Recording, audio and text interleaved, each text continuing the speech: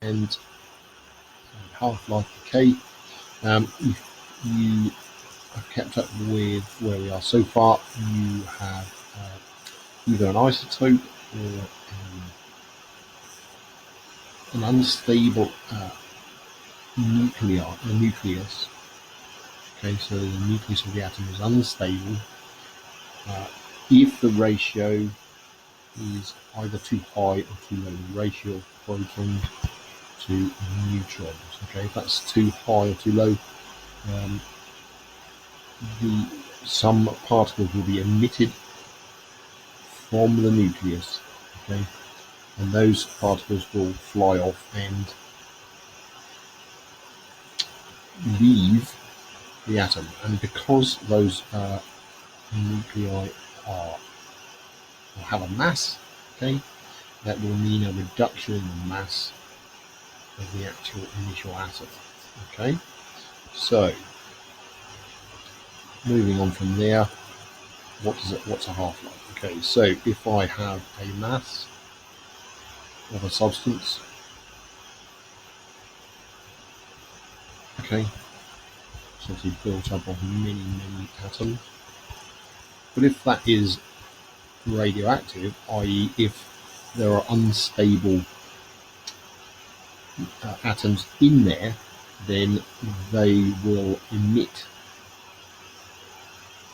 radioactive particles which will come out of the substance, and then the mass will decrease, okay, because, as you know, the nucleus is a lot of masses in an atom.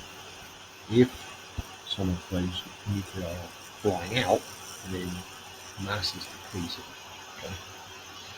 So over time, that means that some of these nuclei will have left, okay, and the original mass itself will have less nuclei than it started with, okay, because they have decayed. Right, so the mass will decrease, and also because these are the ones that are left are becoming stable, then the rate of emission is also decreasing. Okay, so let's have a very easy example to understand. If I have,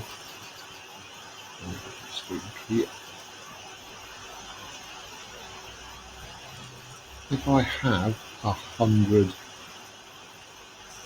nuclei, okay, at the start of my process, and the half-life is 1 hour, okay, after 1 hour I'll have 50, okay,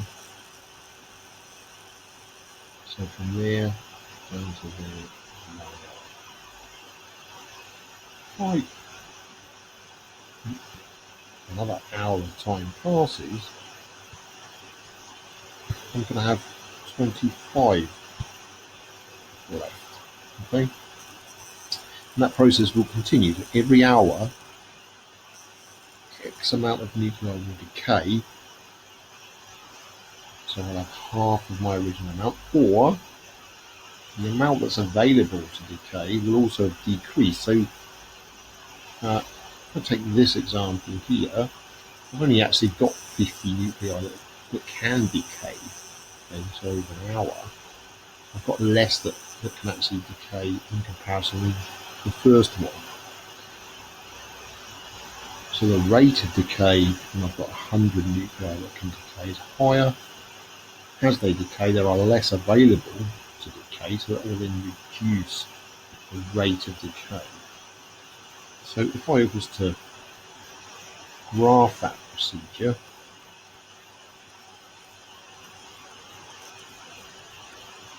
I would have my time in seconds on the x-axis, and my rate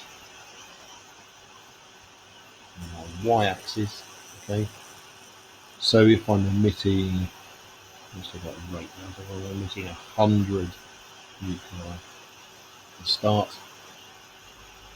after 1 hour, okay, I'll emit 50. After 1 hour, I can get this across in my graph. After 2 hours, it'll be half again, so it'll be 25.